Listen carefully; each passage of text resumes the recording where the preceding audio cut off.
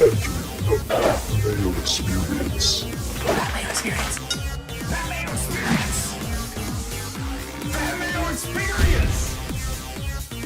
Experience. Welcome to the Pat Mayo Experience presented by DraftKings 2021 Wyndham Championship DraftKings picks, buy range, and preview, plus the bets towards the end of the show, along with the play the best plays lineup, which is impossible this week because there are no good plays at the Wyndham Championship. Come on.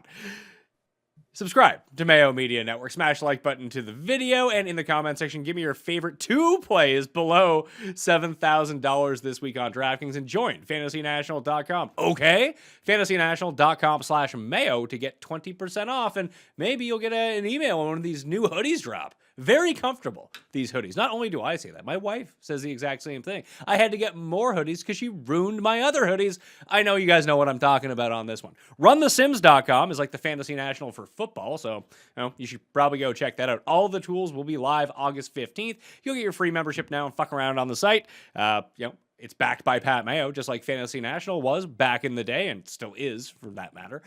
So we're hoping that Run the Sims becomes the place that you go to do your research. No one's going to be shilling you picks or anything like that. It's just highly customizable tools for daily fantasy and for NFL betting, plus season-long daily. All the season-long stuff is free. We're not going to charge anyone for season-long fantasy football. But for the goods, the optimizer shit like that, runthesims.com. Go check it out, /Mayo, to get yourself a discount over there. And I do have to throw this out because I forgot to do it on Monday's show. One, on Thursday, Cust Corner 34 is dropping. You probably want to watch that or listen on your podcast feed.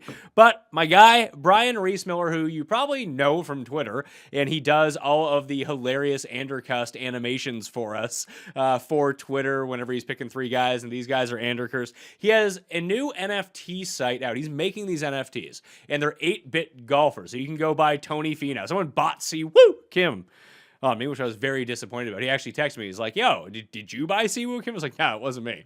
So what you can do is follow at the number 8, so 8-bit Tea Time NFT on Twitter. You can find everything through there. But if you just want to go to the site, it is OpenSea, so OpenSea.io/8-bit Tea Time NFT. They're all really cool. I'm going to see if he'll make one for me. Maybe we'll auction it off. And I'd say it'd go to charity, but just bucket the money. I probably wouldn't actually do that. I wouldn't do that. Now that I've said it, my plan is ruin Ben Rasa from Awesemo.com. You tried. Yeah. Your plan is ruined, but that's all right. We got a lot to talk about here as the golf season. It's been a long haul. I'm kind of excited for FedEx Cup playoffs to start, but we've got to get through the Wyndham first.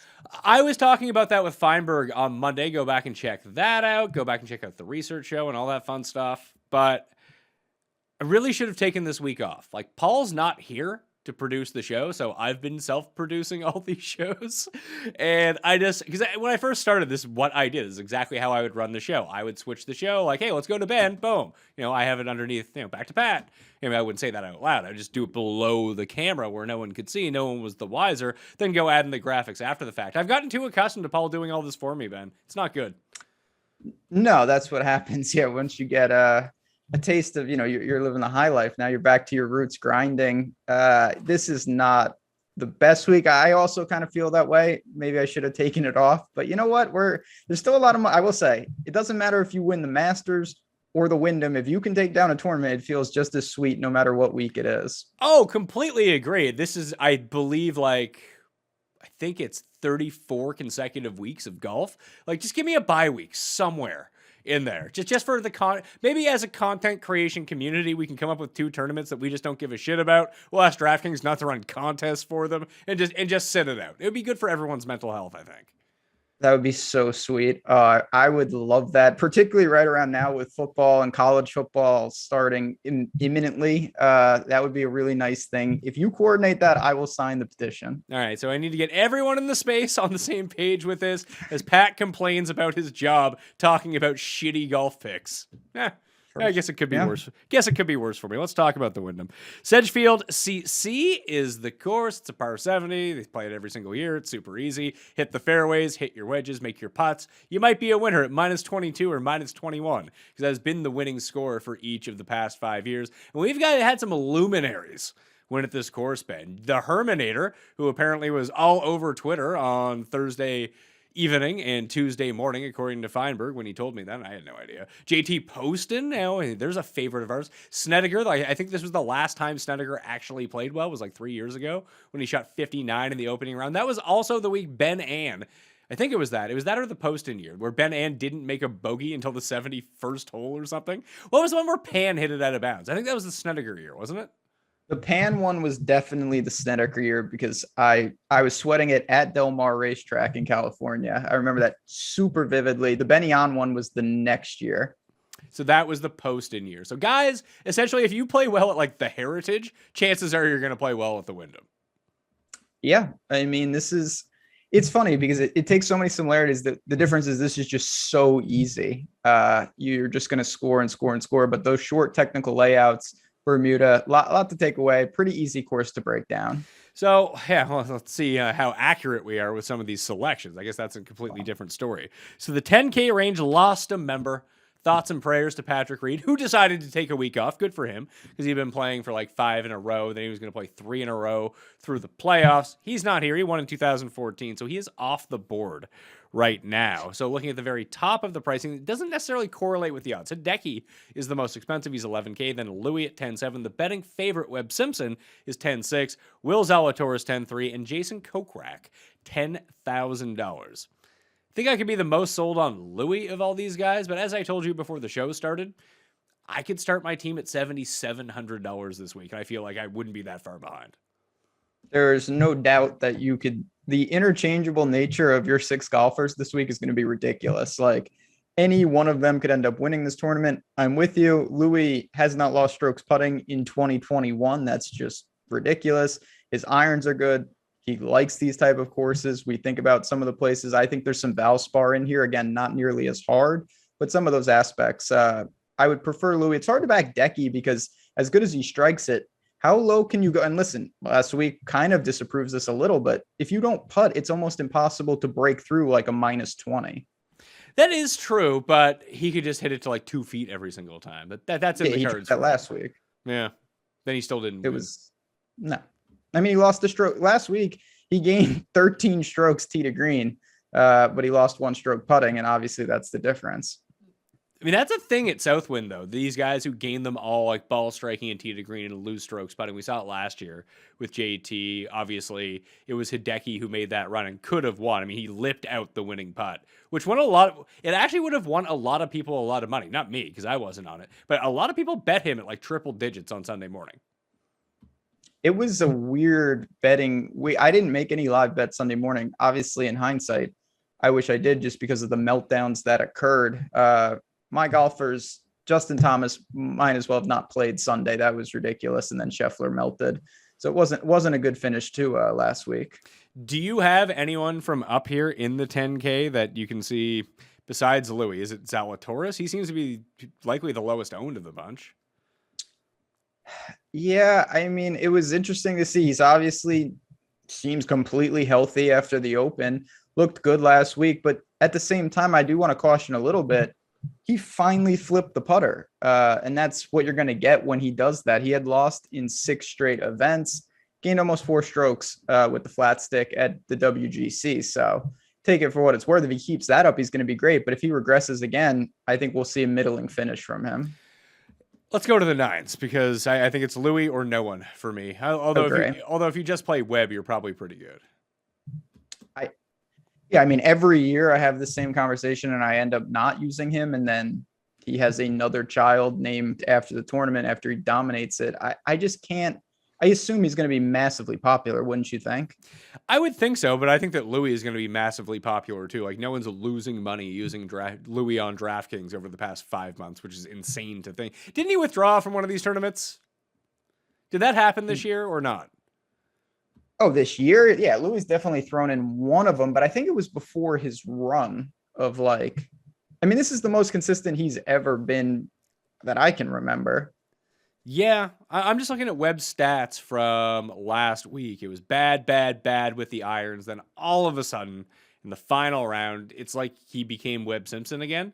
Gained 3 strokes on approach. He gained a stroke on 400 to 450 yard par fours. Gained 4.3 strokes tee to green. He was putting. Gained almost 3 strokes putting. He gained on the fairways. He avoided the bogeys. He scored on par fives. Like, if that guy shows up, he's going to win by 8 shots. No doubt. I mean, there's a reason he loves the course. It fits his skill set, and when he's fully clicking, I don't think we've seen flashes of it. It hasn't been nearly as consistent. And again, ownership will play some of it. The appeal to go balance this week is so strong just because of how ridiculous the field is in some regard. There's interchangeable parts all the way from the 9s to like the low 7s. Louis and Webb are probably going to be the 2 highest owned of the 10K plus guys. But I think if you put them together, then maybe you can get away with some of that ownership. That'll definitely change it. What does that do? You get about 73. Yeah, you can do that. Yeah, you can. Am I? Okay. I'm in. I am losing my mind. I clicked in a showdown tournament. I was gonna say, wow, the pricing is wildly different here.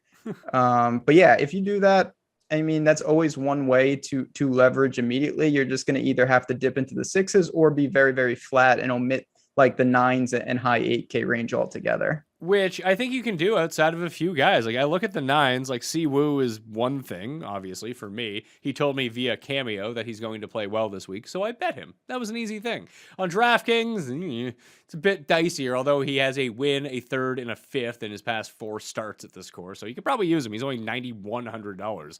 I just like Henley. I'm a chalk donkey this week. That's going to be my guy. I bet Henley to win at 35-1 as well. Like, when you just draw up courses on paper where Russell Henley will play well, this is one of them.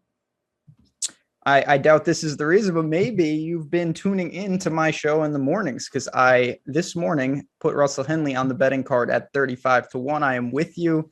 We have no chance now. I love this spot. His irons have been great. I'm throwing out the Open. I don't care about that. Bermuda, when he gets crazy hot, he can score. Everything seems more than reasonable. The guy that I'm struggling with is Sanjay. He couldn't putt last week. And then, he was coming off the Olympics, which I'm sure was disappointing. I think it's a pretty good course for him, though, all in all. I think so, too. It's the Bermuda par 70. It's like Webb and Sungjae are the 2 guys that you just pencil in at these courses, then you're just off to the races. But his approach was all over the place. Like, it was really good in the 3rd round, but then it was like bad in the 4th and bad in the 3rd. He's just shown, and we know this is kind of his jam, where there is no consistency to his game this year. Last year, it was all about the consistency. He'd be great at driving for 9 months in a row and approaches, then couldn't putt for a bit. Then he'd solve that, then he couldn't chip for a bit. There'd always just be one part of his game where it wasn't coming up. It's just, he's a scatter shot, right? I don't know what the fuck's wrong with him.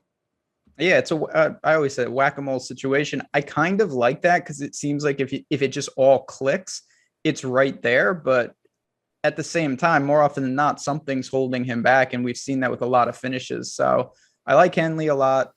I look at Sunday. I can't do Fleetwood will probably win now. I've given up. I've tried. I've played him at the Olympics heavily. I held on last week. It's just not there for him.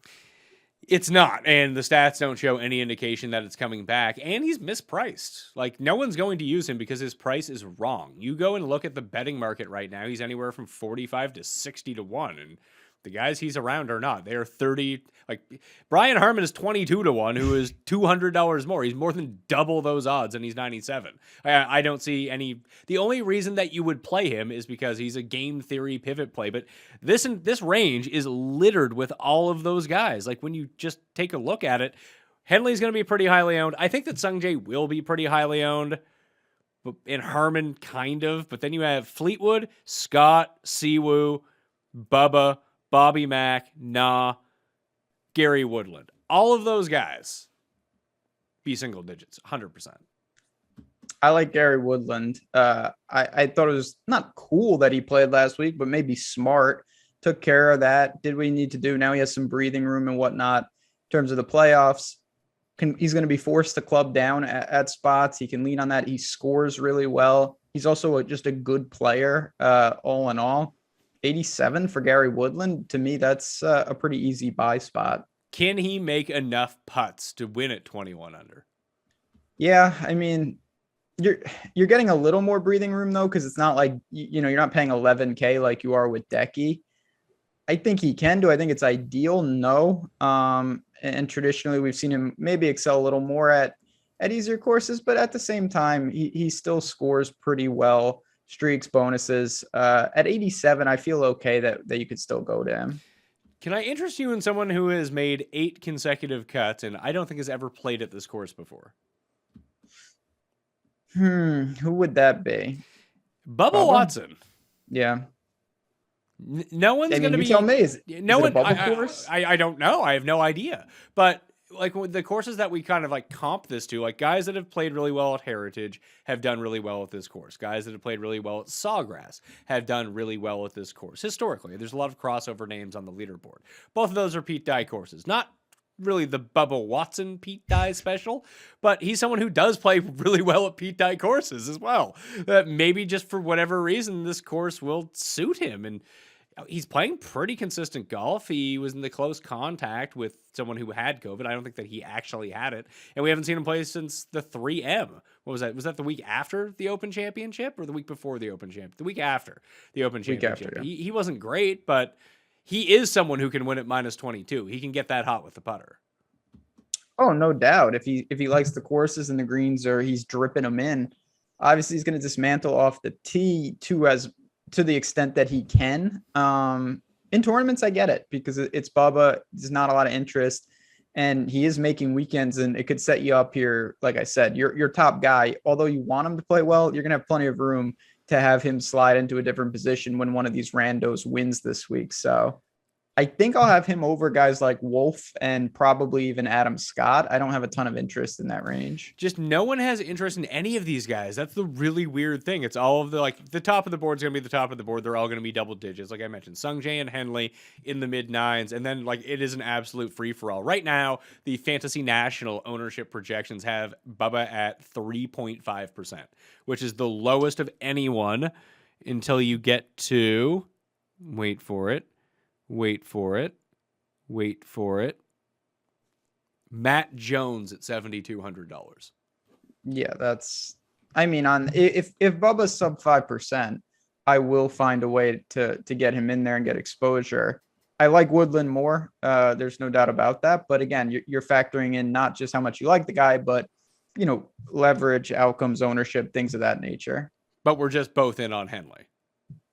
Oh, I already bet Henley. I'm playing Henley. He is absolutely the priority. Okay. 8Ks. Bobby Mack is right there, and no one is using him either, which I thought was kind of strange. For if you just think about like quality of player, he could be well above that. Like if he came to the Wyndham next year, there's a chance he could be the highest priced guy in the field besides Webb, kind of thing. He's 89. Nah. Woodland, Fowler, Power, your guy. Kevin Kisner seems like he's overpriced at $8,400. I like Streelman a lot. Out of all the 8K guys, like he's the one I actually feel the safest with, although he can't putt. Again, it's another Pete Dye course. That's where he plays well. He's going to hit all the fairways. And hopefully it's just not a week where he loses 8 strokes putting. I'm happy with him at $8,300. I mean, it fits what he does, get wedges in his hands. We've seen it at Travelers. We've seen it at some of the other comp courses that you're talking about. I don't mind it. I think he's probably more of a stability play than anything else. And there's absolutely nothing wrong with that. I like Charles. Oh, you like Charles? You like Charles every single week. That's true. But this week I can say it, and it's not that bad of a thing to say. He's playing pretty well. He's got it going. He fixed his driver. And now that he's done that, everything else seems all right to me. Charles at 81 is a fine play. So we build our teams around Streelman and Charles. That's what we're doing. Yeah, that's now? never gone bad. Nothing. Hey, at least I didn't mention Ricky. Are people going to use Ricky, or have people finally quit him? I think people now, and this is one of my big pet peeves about this week, where it's like, oh, he needs a good week. It's like, what do you think? He's been waiting? Like he's just going to turn it on? I don't think it works like that. So I may get to a little Ricky here or there, but there's nothing. It's like Fleetwood. There's really not much. He's playing a little more consistent, but he's just not a good golfer right now. What do you make of Nah? I like Nah more when I can play him at like 6,600 in a stronger event because he can just like randomly go out. I don't like paying the premium because he's just got more miscut equity than I'd like to endure. I don't know. I mean, do you like him? He can get crazy hot around the green and with the putter. It's just he scares me with his irons. Oh yeah, just he scares me with every single part of his game if it's not. But he only needs like 2 parts of his game to click, and then all of a sudden he's running away with this. And he is most definitely someone who can win at like 22 under if things are breaking his way. And this is a good course for him. It's just going to be a bunch of pitching wedges. I mean, there's definitely some stuff to like. There's no doubt. I don't know exactly what to do when I imagine my builds. I'm definitely gonna hit the 9K range because I like it. I've got Woodland there. I like Streelman. I like Charl. I think I would rather blindly back Kisner than blindly back Nah. I think that Nah comes with more win equity. Kisner would come with like more cut equity. I think that's the way that you would look at it. Although it's not like Kisner's been good. No. Last week at St. Jude, he had moments of being good, but when he was bad, there were things happened, very bad things. Well, where I've taken like the absolute like chalk top 3 guys being like Louis, Webb, Henley, I think I need to diversify that a little bit and go. I think Bubba and Bobby Mack are going to be in that mix for me. I just think they're both too good compared to a lot of these jabronis that are around. Streelman, maybe you've talked me into Charl. I think that's what I'm going to do. Can you believe Eric Van Rooyen won and you didn't bet him? Yes, I can. It sounds like a similar situation when Seamus won. These alt field events are probably one of the more painful aspects. I can't believe. I can believe it's just that's very, very frustrating. I'm not playing EVR this week. What about Justin Rose? Fun fact about Justin Rose: he is Tim's one and done pick. Okay, that is not anything that I thought you would say. He's been quite bad. Yeah, he's not good. No, he's not. I mean, how popular do you think Mito is going to be? Whew. I can look at how popular Mito is going to be. 200%. I have him at 11%. Like it's funny because I haven't been one of these like Mito believers and like, oh my God, he's so great, he's the next thing. But I do think that he's good. And now all of a sudden he's like 65-1 in the betting market. He's $7,900 on DraftKings, and people would rather play Taylor Gooch at $7,700. Like, I don't know. Like, isn't Mito better than this? Like, isn't he like good? Isn't that what we all thought like 2 weeks ago? Yeah, at the Olympics when he was like 50% owned. And was good. Really good. Really, really good. I'm surprised. I thought he would be amongst the highest owned players on the entire slate potentially. No, I actually like him here. And Vegas is another one who just keeps playing well. Like I don't know. This week is very confusing for me. Although everyone is going back to Lee Biota, which good for him. It's not like, I mean, he let us down at the 3M because he had to leave, but he actually played quite well. He's been great for a while. His putting is just ridiculous. But I don't know. I think the pivot that I'll make right there is, and I don't like this guy at all in life, not personally, but I never play Patton Kizzire. I think I'm going to go to him this week. I have Kizzire at a higher ownership than Mito right now. Okay. See, this is one of the many, I don't know what's going on then with this week. That doesn't make any sense whatsoever. And Mac Hughes is right there too. He's 3% owned. I'm just going to play Lucas Glover as a spite play then. There you go. You'd be one of the few actually doing that, so that wouldn't be a terrible situation. I don't get. It's funny because I've come up like full like 180 on Mac Hughes because no one ever wants to play him anymore. He's on a really good run right now. This field is not. He only shows up at super good events. That is true. Days. Like this is amateur hour. For when you think about the build, that's what's so appealing about the balance. You can really pepper this mid-7 range. There's a lot of guys. We didn't even talk about Sneds and Poston. Obviously Gooch, you mentioned Vegas. All these guys I think you could make a case for, and HV3 is next. He's someone I have interest in. Yeah, so there are 4 guys from 75 to 73 that I really like. Obviously, one of them is Gimchi, the Gim Reaper. He's $7,300. Just lock him into your line. He'll be fine with that. He'll make some putts. He promised he would make some putts in the future. Now we're in the future. Maybe he'll make some putts now. But Werner, Reeve, Grace. I bet Reeve. I bet Grace. I might as well bet Werner too. Varner at times has been close. I really thought he was going to get it done at Heritage, potentially, as we saw the runner-up. It's a comp course. What's their, I think ownership is going to have to be dispersed at some point. So I have no problem with HV3, no problem with anyone you mentioned, but I have to do my daily segment now. What about CT Pan? What about CT Pan? I mean, he must be riding high. He got I believe a cool millie from Taiwan for that showing. That's nice. This is one of the courses I think we've seen him play well, of course, and it makes sense. He plays well where he plays well. I can buy into CT Pan here. He was another one of the names that I was mentioning when I said I could build a team of Werner, Reeve, Grace, Pan, Gim, Kirk. There's my team. Give me the money. Straight cash, homie. Not Patrick Rogers. Yeah, I'm not a big Patrick Rogers guy. I don't understand why there's a cult around him so much, but apparently there is. People love playing Patrick Rogers. The only time I think I ever play him is if the course is hard, because then all of his shitty skills are mitigated, and then all of his great. Maybe that's sort of like the Mac Hughes thing, and even the speed thing. Like when you get to a really hard course, chipping and putting becomes so much more important. There is something to that. Like when it's crazy.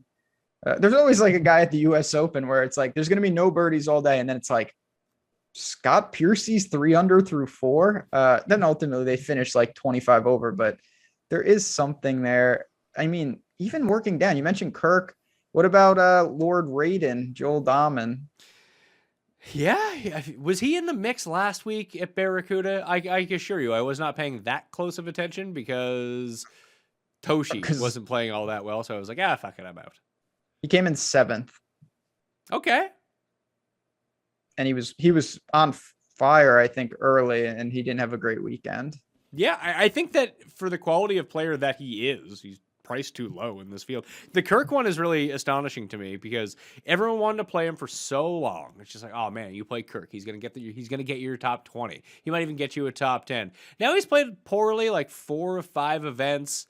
And now everyone actually did jump off. It's unlike the type of player that you were talking about earlier, where it was like, oh, he's missed 5 cuts in a row. Obviously the listeners don't know because we were talking about it before the show. And I hate when podcasts do this, but either way, I was lamenting to Rasa that when DraftKings Golf first started, like I actually was good at DraftKings Golf, and I knew who to play from the bottom, and I wasn't out thinking anything because no one knew who fucking Joel Damon was. It was like me and 4 other people were the only people on earth who apparently knew who these guys were. Now everyone's just too good. It's not fair.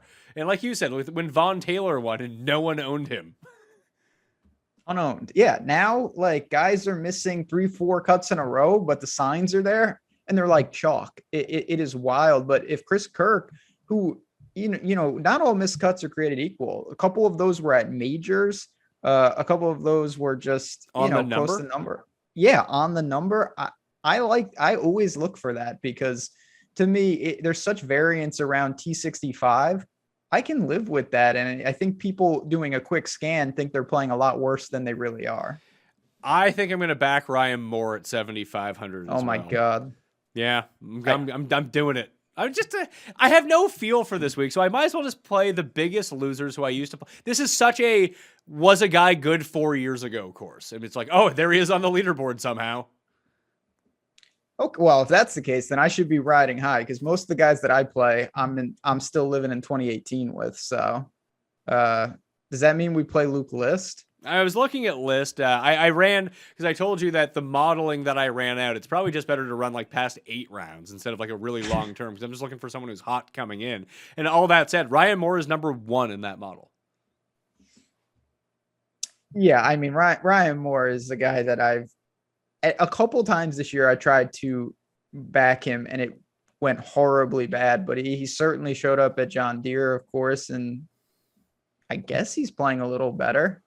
It's a good course for him. There's no doubt about that. Yeah, it fits the classic skill set of Ryan Moore. Not quite sure what he's up to these days. And his irons have been fire for two tournaments in a row. Good enough for me. $7,500. Let's do this. The 6K guys, you got anyone? Stumanji, Brian Stewart, $6,900. That's a guy. That guy, he really can putt.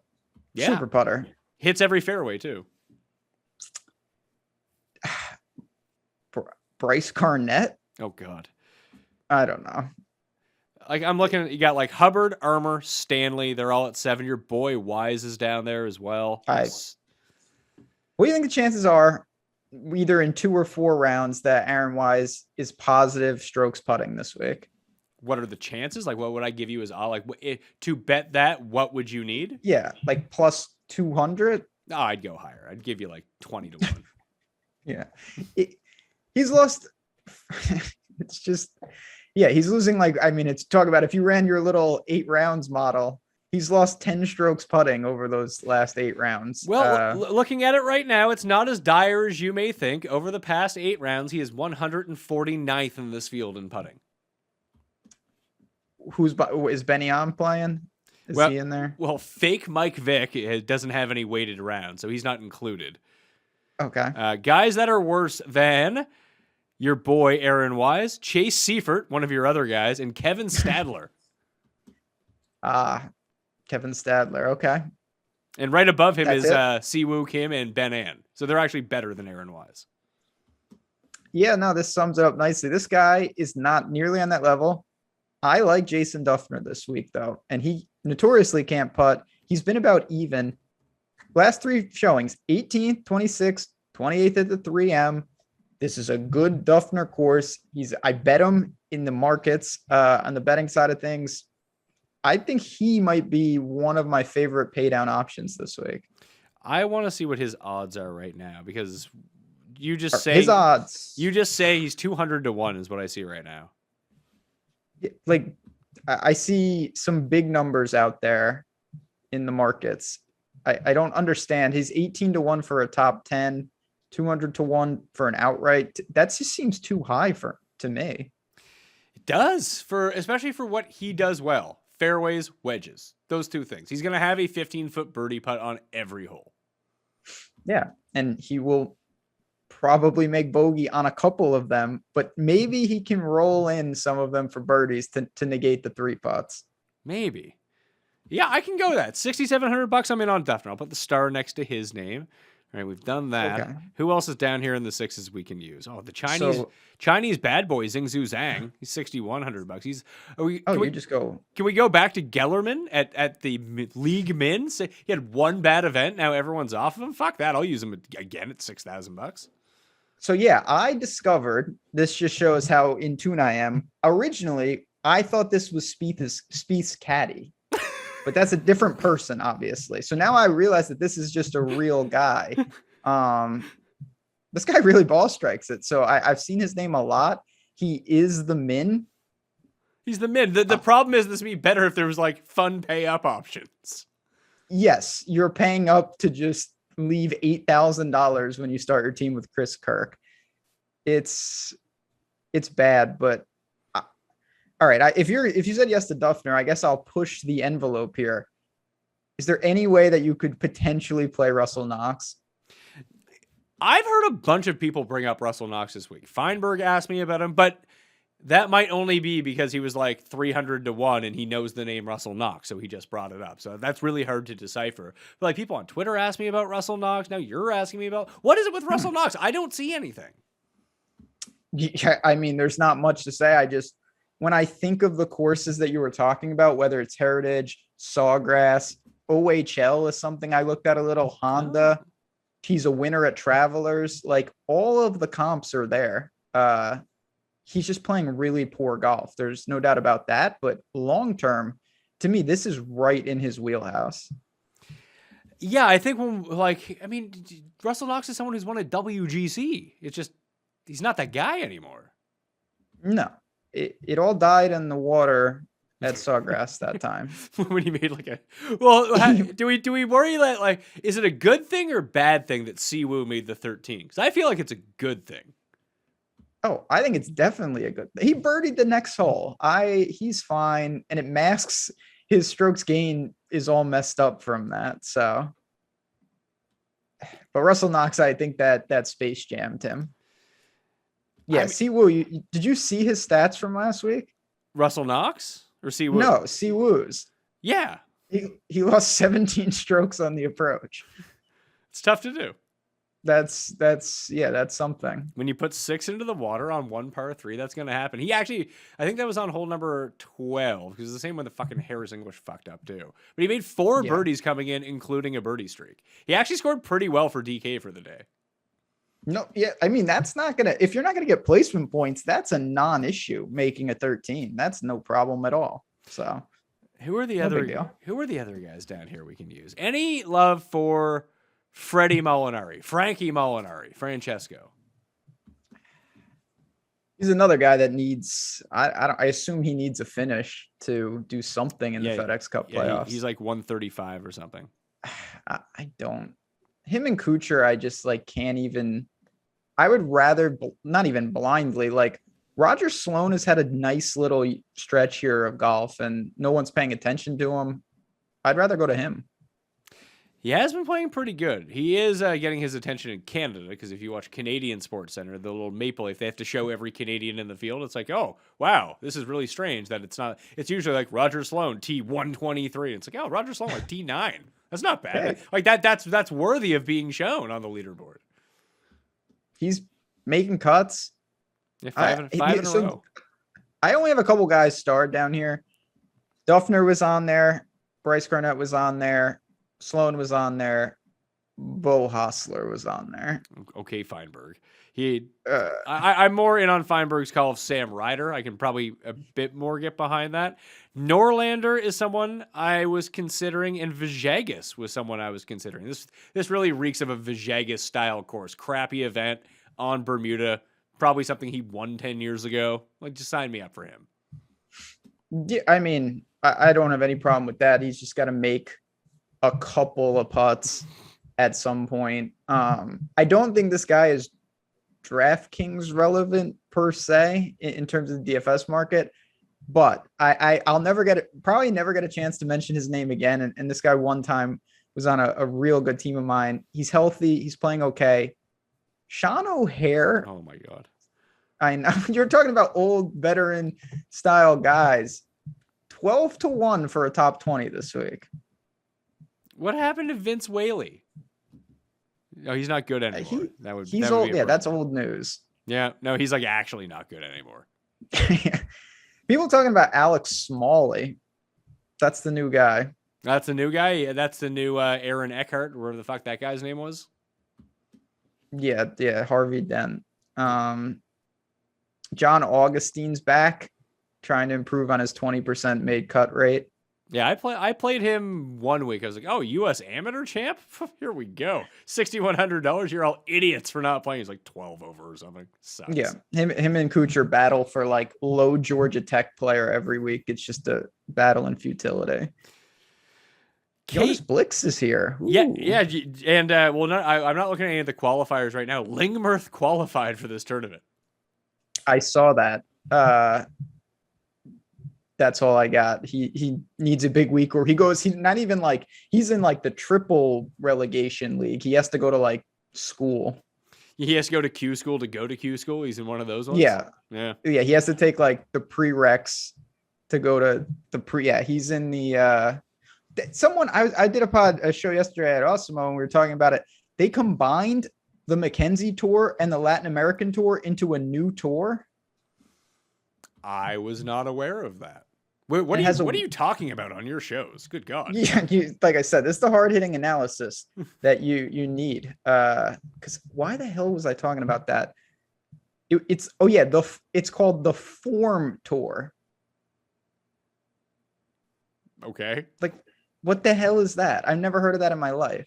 Like, are they talking about like you're in good form, or does like form, is it an acronym that stands for something?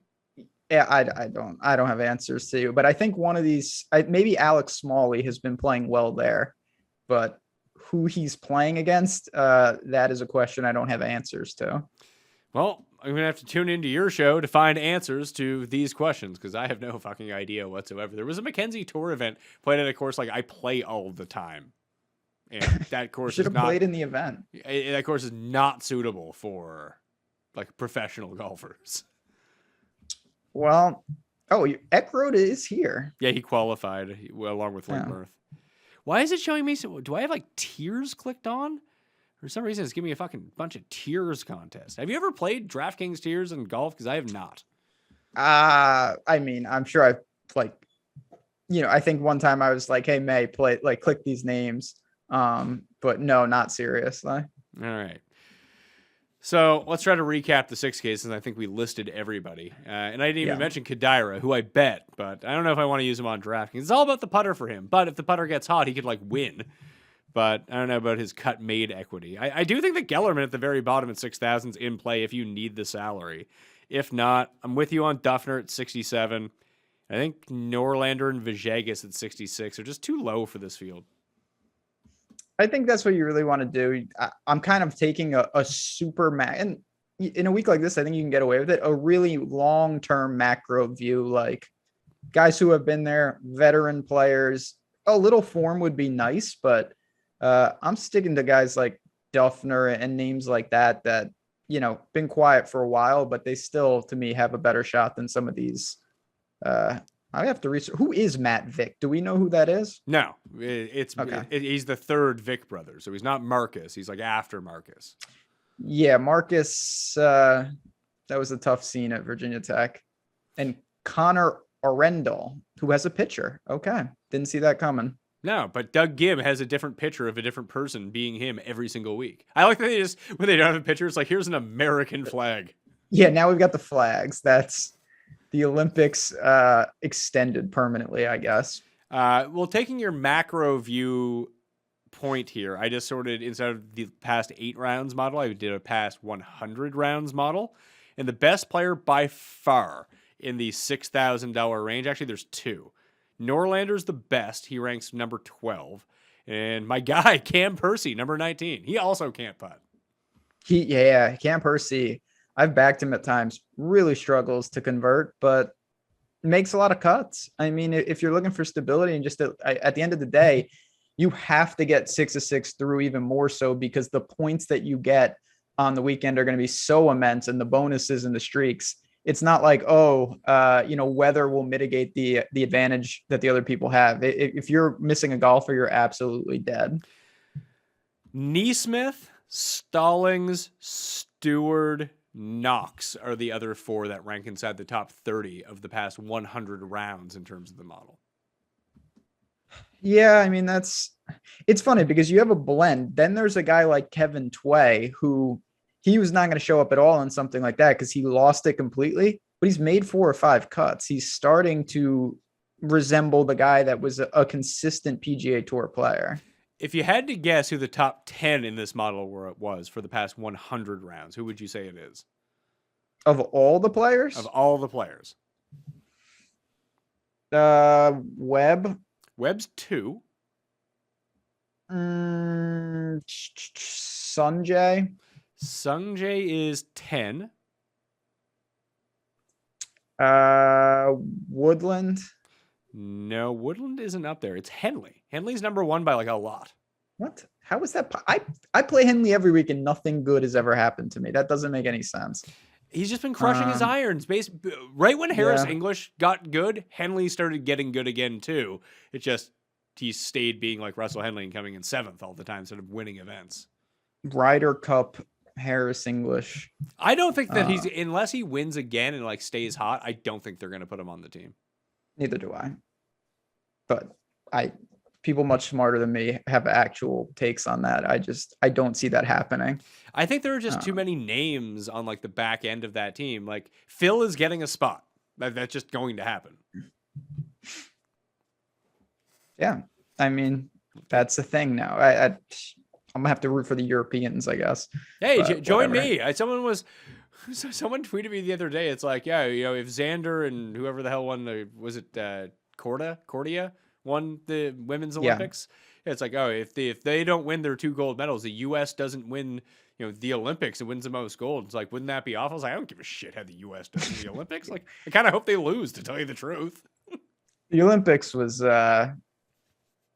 Would you be in favor of having golf in the Olympics as like in like the swimming style, like longest drive, team events, scrambles, closest to the pin, like all sorts of events, so you could get like 8 golds? Oh, yeah. I mean, I'm not watching your show. You're clearly not watching my show when this is not. I propose this exact same thing. Yeah, I want to see longest drive.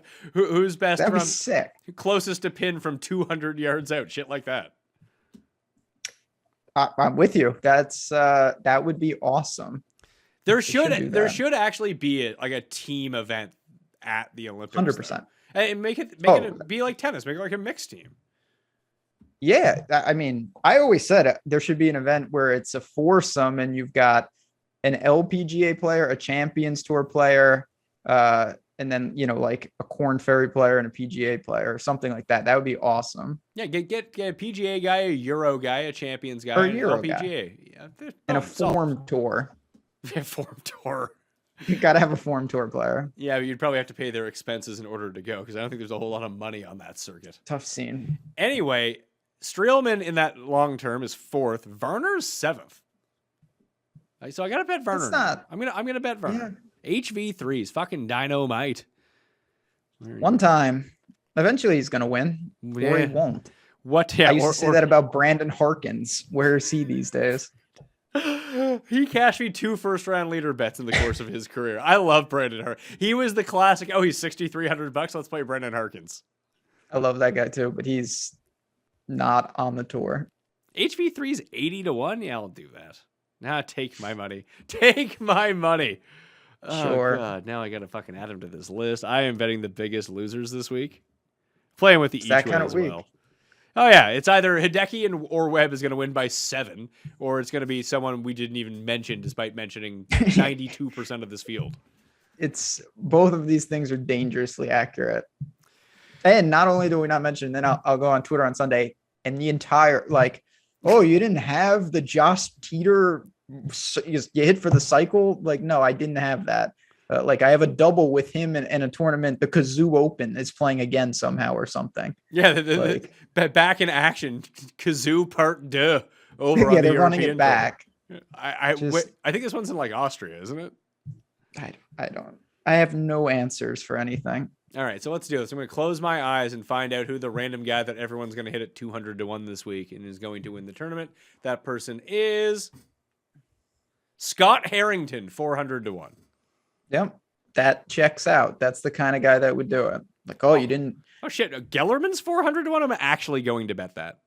No, I don't want to bet $620 on it. Good Lord. I'd be rich. Only takes one. Yeah, I don't know if I can. The Pat Mayo experience does not do that well. I'm not going to lie to you. I can start pissing away money on that. But Gellerman, yes, top 20 is going to be 10 to 1. Man, he had one bad start. I mean, I know I said this already. Jason Duffner's 8 to 1 for a top 20. I don't understand. And you said he actually finished inside the top 20 recently too, didn't he? Yeah, he's done it once in the past couple of years, but it was recently. All right. Let's do the best plays lineup. Oh boy. Yeah, this is going to be fun. So I'm looking at it right now. Don't use Patrick Reed. He's not playing. I think we could do a Louis, Webb, Gellerman, Henley start and figure out the rest from there. Sold. Oh yeah, we could do this easily. Let's see. Oh, I clicked Brunson Burgoon. Don't do that. So we have $6,600 left if we use those 4 people. And where's Cameo? Cameo is 66. All right, and we got 67 to use your boy Duffner. Done deal. Done. Or you could use Norlander instead of Cameo. I'm comfortable with either. So Louis, Webb, Gellerman, Henley, Vijagas, and Duffner. the best plays team. Oh yes, that screams best plays. All right, let's build a real best plays lineup. We were actually thinking this through for a single entry or a cash game. Although I do really like that. I like the feel of that lineup, don't you? Oh, I'm all about that lineup. Not in a cash game setting, but that's a quality lineup. Yeah, that's gonna win me like bucks this week. Gotta enter that one right now. Might have to. You know what? I might even edit that part out because I don't want anyone else playing that on a fire lineup. So actual play the best plays lineup. Henley, we're going with. Yeah. Streelman. Yeah, so you do like Streelman too, then? I do. I like Charles, but I also think Streelman set up perfectly here. Is Mito a part of this? I mean, Mito is someone I'm gonna have to clarify on my own shows. I was really sure he was going to be popular. If he is, I'm going to come in underweight. But if not, I like the play on this, just looking and evaluating him. So I can do that for a cash setting. Absolutely. So Henley, Streelman, Mito. We have $8,100 left. That feels like it's too much left is the issue.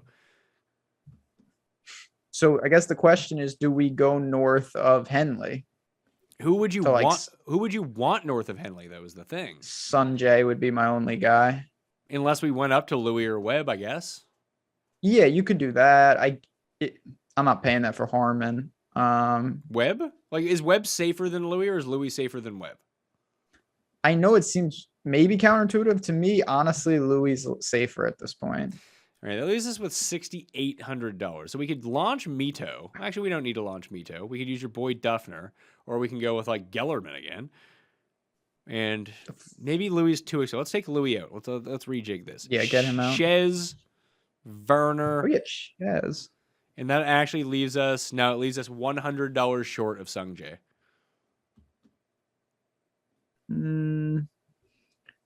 Oh, I see what happened. What about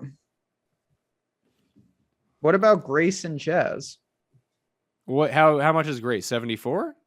Yeah. So lose Werner for Grace, then use Sungjae? Yeah. Lose Werner for Grace. And then use well-hung Sungjae. Oh, yeah. That fits. Yeah, that works. Or you could use Gim and bump up the other guy to. You could go Varner and Gim over Chez and Grace if you wanted to. Feel like for a play the best plays lineup, Grace and Chez, albeit as weird as that sounds, is probably the safer end of that. I would have to sadly agree. All right. Henley, Streelman, Mito, Chez, Grace, and Im. Dude, I think I like that Louis Webb Gellerman Henley build a little bit better, but that's just me. I think this one is probably a little bit safer. We'll see how that does. Weirdly enough, these lineups like cash way more often than not in GPPs. Sometimes and I'm guilty of this more than most. Sometimes you don't need to overthink it. If you can land 6 through the weekend, no matter what, obviously you want to avoid dupes as much as possible. You're still going to be doing yourself some good things, and that can be effective. A lot of times you look at the winning scores and the winning teams, and you're just like, well, that was pretty not obvious, but there was nothing crazy about it. It was just a very logical team. So I got some bets. I'm not betting a ton this week, although when I read out what I've bet so far, it's going to seem like I've invested a lot of money into this, which I have not.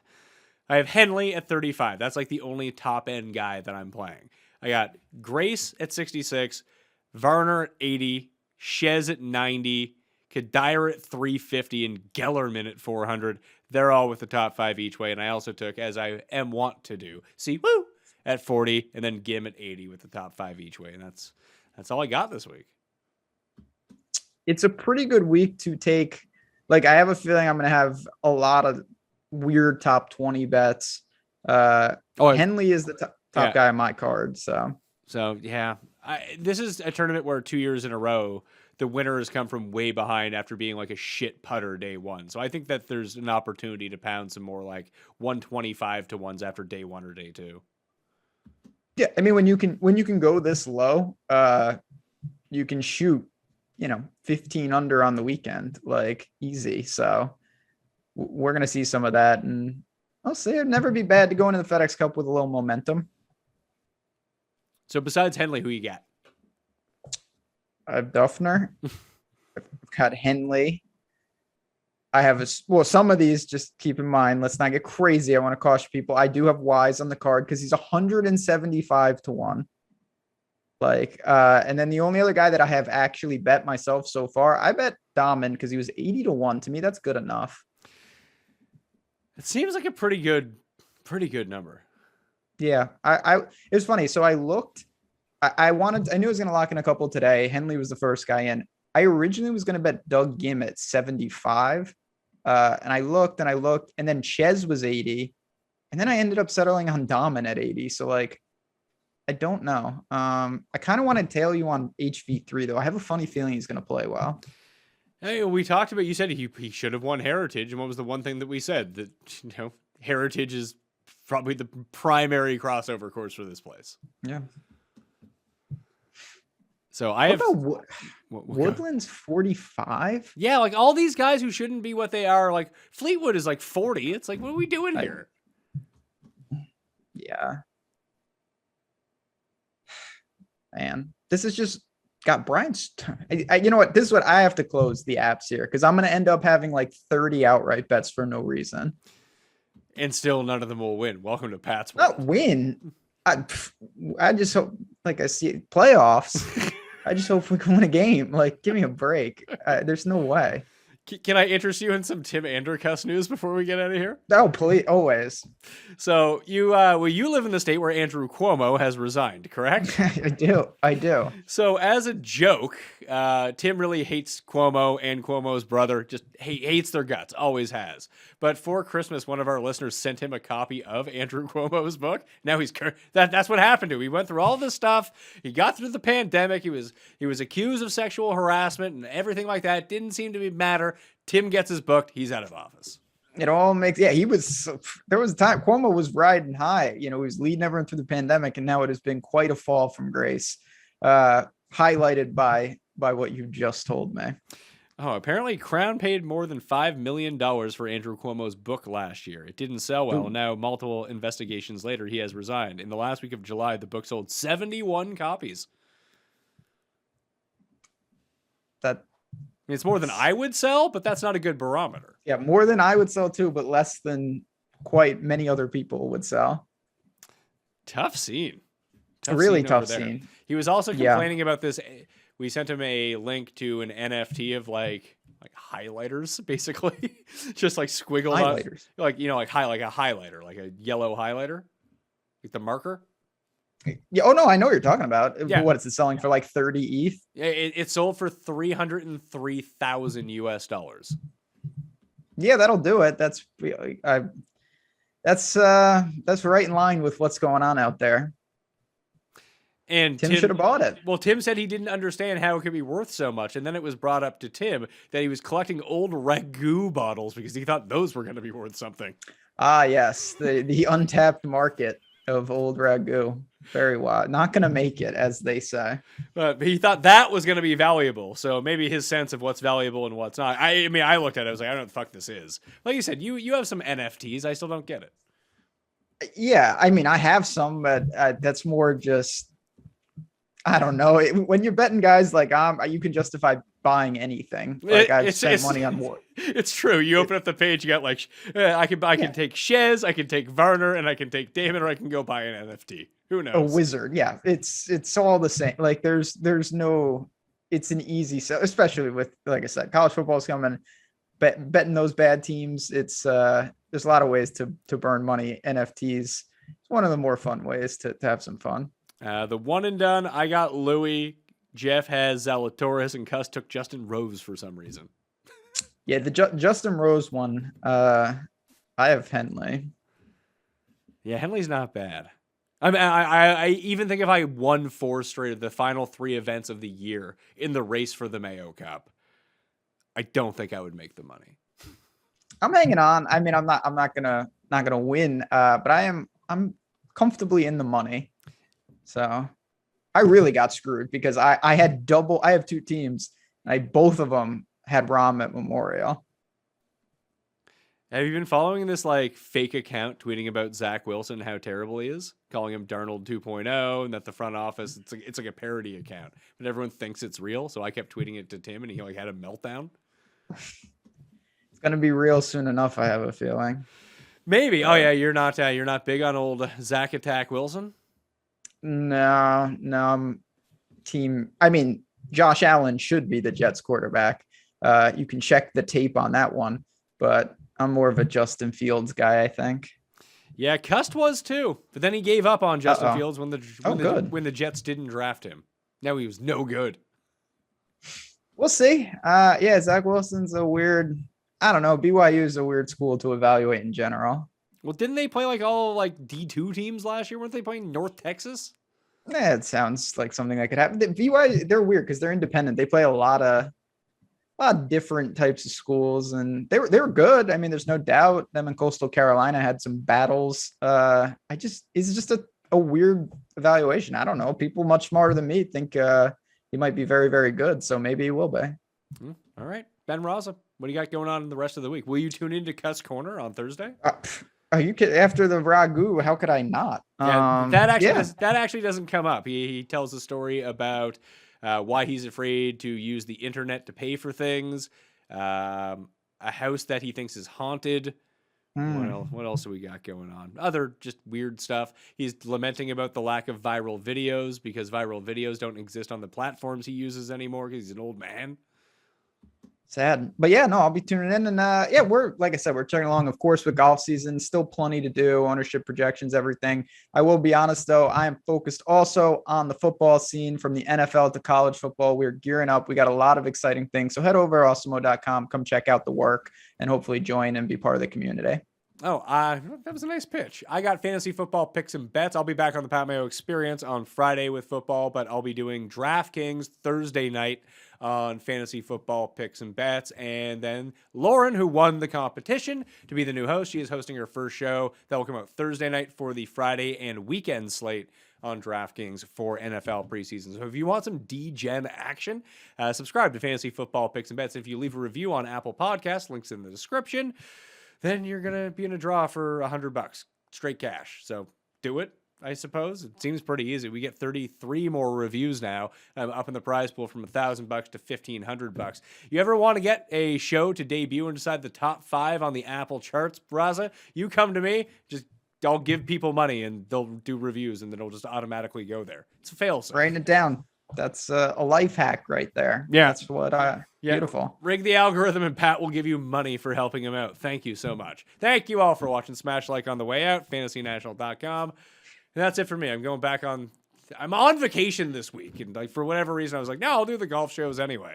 And I like talking. I mean, I'm glad you jumped on. I love talking about golf and talking about the Wyndham. I'm actually happy that I did it now, but I'm just like, I could have just been like sleeping now. That would have been great. I feel the same way on all fronts. Very fun time, but we'll see what we can do here. Yeah. All right. Let's go HB3. Go win the Wyndham this week, okay? I'll see you next time. Mayo Experience! Experience!